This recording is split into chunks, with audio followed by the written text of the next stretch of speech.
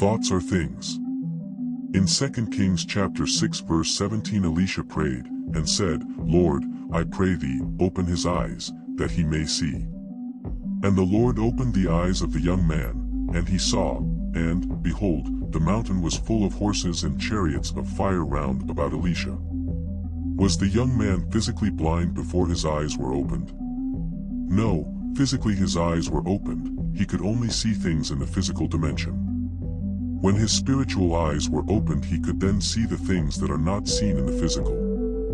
Thoughts are things, says Napoleon Hill, powerful things, when mixed with definiteness of purpose, persistence, and a burning desire for their translation into riches or other material objects. So, it is quite clear that thoughts are things, and we should treat them not as simple brain activity but as truly powerful forces that may have far-reaching consequences. If things are thoughts, then we can shift the weather with our thoughts, call in the rain or send a storm away from us, ask the wind to abate or the cold to lift. We can mend bones, reduce a fever, remove a tumor, open eyesight, lift a depression, calm an anxiety, stabilize psychosis, and accomplish many other seemingly impossible feats of healing. We were created with these powers, and now it is time to use them.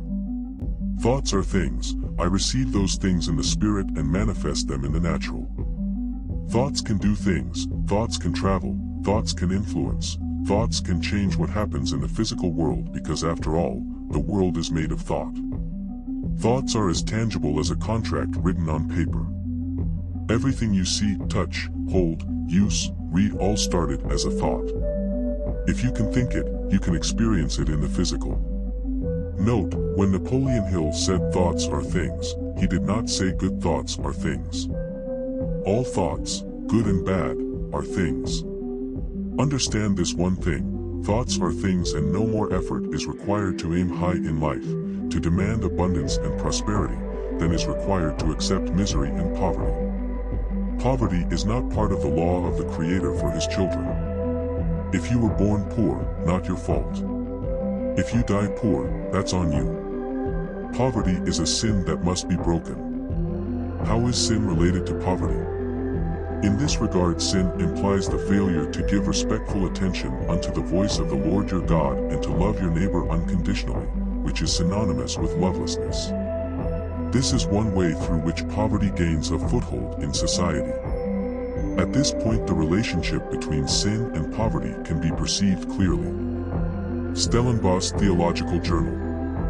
In Deuteronomy chapter 28 verses 1 and 2 says, And it shall come to pass, if you give respectful attention unto the voice of the Lord your God, to observe and to do all his commandments which I command you this day, that the Lord your God will set you on high above all nations of the earth.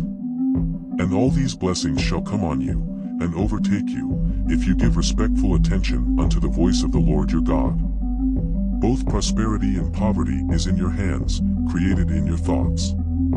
There is a Chinese proverb that says, Be careful of your thoughts, for your thoughts become your words. Be careful of your words, for your words become your actions. Be careful of your actions, for your actions become your habits. Be careful of your habits, for your habits become your character. Be careful of your character, for your character becomes your destiny. It all begins in the thoughts. Thoughts are things, powerful things, when mixed with definiteness of purpose. All thoughts, good and bad, are things. How do I pay attention to my thoughts? While every person differs, the following strategies can help you stay mentally focused. Get enough sleep each night. Reduce the distractions in your environment. Focus on one task at a time. Try to be more present in the moment. Practice mindfulness. Give yourself short breaks to clear your mind. Limit your social media use. Thoughts are things. Thoughts are powerful things, when mixed with definiteness of purpose, persistence, and a burning desire for their translation into riches or other material objects.